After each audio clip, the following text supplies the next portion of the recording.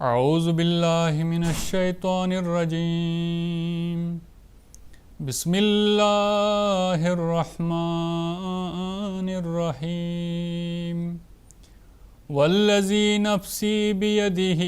لا یؤمن احدکم حتی اکون احب الیہ من والدہ وولدہ۔ ناظرین کرام، آج کے درس حدیث کا موضوع رسول پاک صلی اللہ علیہ وسلم سے عشق و محبت ہے۔ حضرت ابو ہریرہ رضی اللہ تعالیٰ عنہ بیان کرتے ہیں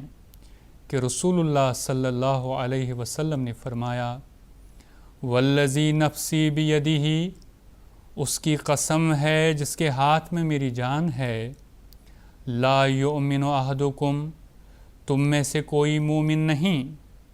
حتیٰ اکون احب الیہ من والدہ وولدہ، جب تک کہ میں اس کو اس کے باپ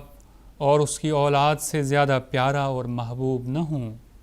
بخاری کتاب الایمان، باب حب الرسول من الایمان۔ اسی طرح حضرت انس رضی اللہ تعالیٰ عنہ روایت کرتے ہیں کہ رسول اللہ صلی اللہ علیہ وسلم نے فرمایا، لا یؤمن احدکم، تم میں سے کوئی مومن نہیں ہوتا، حتیٰ اکون احب الیہ، جب تک کہ اس کو زیادہ پیارا نہ ہوں، من والدہ وولدہ والناس اجمعین، اس کے والد سے، اس کی اولاد سے اور تمام لوگوں سے۔ بخاری کتاب الایمان، باب حب الرسول من الایمان۔ کہنے کو تو بہت سے لوگ اپنے آپ کو مسلمان کہتے ہیں،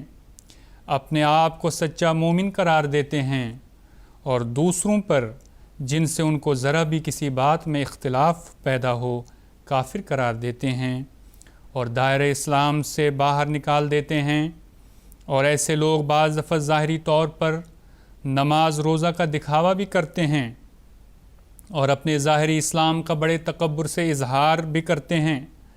مگر ہمارے نبی صلی اللہ علیہ وسلم نے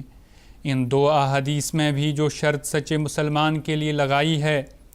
وہ یہ ہے کہ اس کا دل اللہ کے بعد رسول اکرم صلی اللہ علیہ وسلم کی محبت سے بھرا ہوا ہو۔ بے شک وہ اپنے ماں باپ سے محبت کرے، بے شک اپنے بچوں سے پیار کرے، بے شک اپنی بیوی سے شفقت اور رحمت سے پیش آئے، لیکن اگر ایک شخص کے دل میں اپنے عزیزوں سے، اپنے رشتہ داروں سے، اپنے جگر کے ٹکڑوں سے اس سے زیادہ محبت ہے جو اس کے دل میں نبی پاک صلی اللہ علیہ وسلم کے لیے ہے، تو وہ سچا مومن نہیں۔ سچا مومن وہی ہو سکتا ہے جس کے سینے میں دنیا کے ہر رشتے سے، ہر عزیز سے زیادہ رسول پاک صلی اللہ علیہ وسلم سے محبت اور عشق ہو، اور یہ حقیقی محبت ہو، نہ کہ محض محبت کا دعویٰ ہو اور نعرے لگانے کے ذریعے اس کا اظہار ہو۔ اور یہ ظاہر ہے کہ جو شخص اپنے ماں باپ کی بات تو مانتا ہے مگر نبی کریم صلی اللہ علیہ وسلم کی بات پر عمل نہیں کرتا، اگر وہ بچوں سے پیار کرتا ہے اور ان کے پیار کی وجہ سے ان کی باتیں مانتا ہے مگر رسول پاک صلی اللہ علیہ وسلم کے احکام کی اطاعت نہیں کرتا، تو اس کا محبت رسول صلی اللہ علیہ وسلم کا دعویٰ محض دھوکہ ہے۔ اس زمانے میں حضور صلی اللہ علیہ وسلم سے محبت اور پیار اور آپ کی اطاعت اور آپ کے احکامات کی تعمیل کا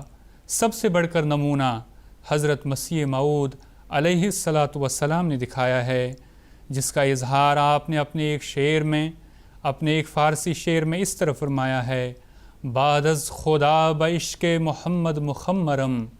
گر کفر این بود بخدا سخت کافرم۔ ازالہ اوہام، حصہ اول، روحانی خزائن، جلد 3، صفحہ 185،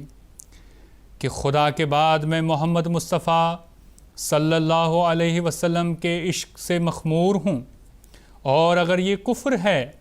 تو میں خدا کی قسم سخت کافر ہوں۔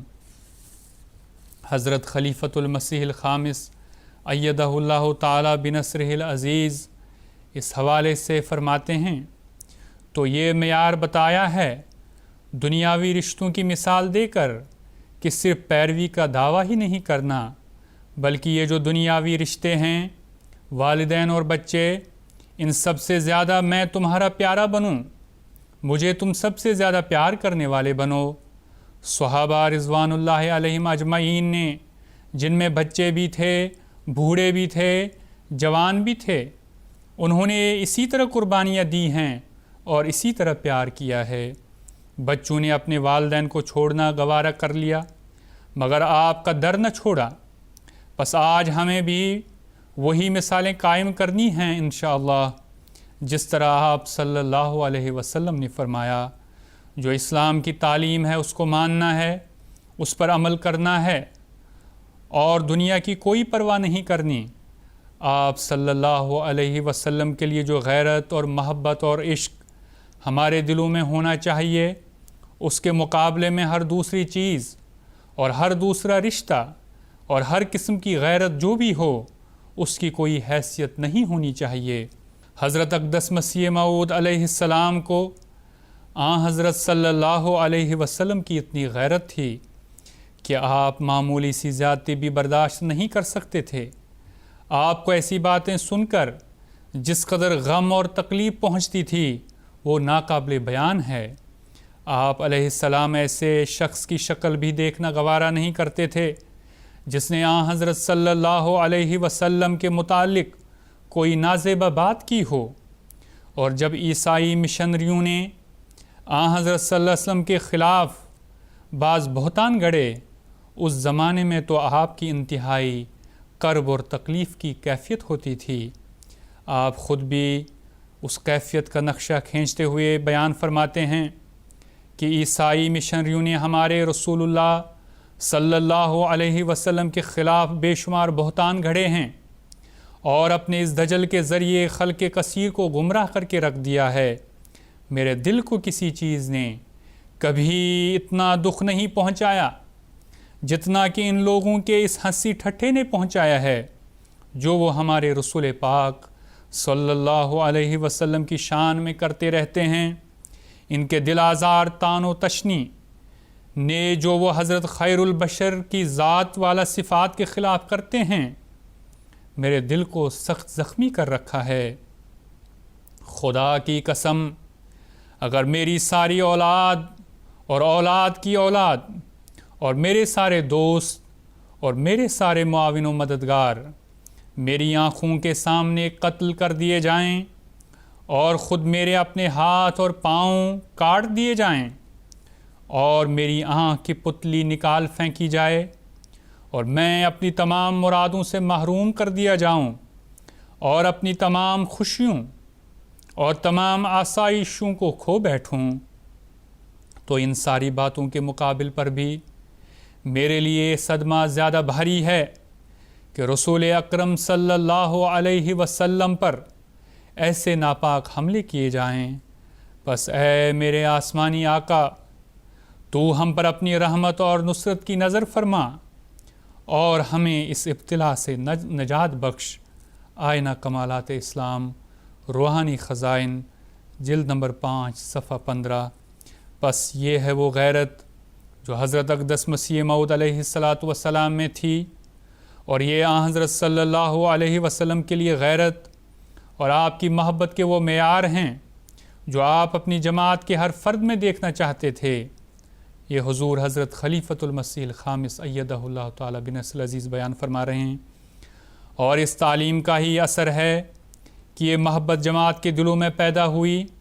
اور پھر جماعت اس محبت کے زیر اثر ہی آج دنیا کے کونے کونے میں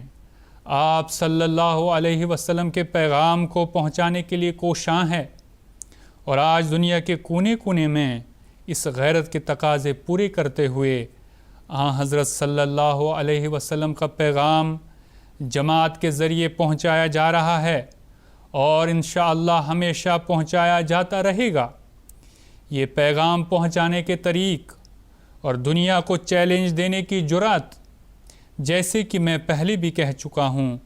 ہمیں حضرت مسیح موعود علیہ السلام نے دی ہے۔ خطبہ جمعہ فرمودہ 10 دسمبر 2004۔ بس اللہ تعالی ہمیں ان تعلیمات پر عمل کرتے ہوئے حضرت رسول پاک صلی اللہ علیہ وسلم سے عشق و محبت کے معیار کو بلند سے بلند تر کرنے کی توفیق عطا فرمائے۔ وآخر دعوانا ان الحمد للہ رب العالمین۔ اللہم صلی علی محمد وآل محمد وبارک وسلم انک حمید مجید۔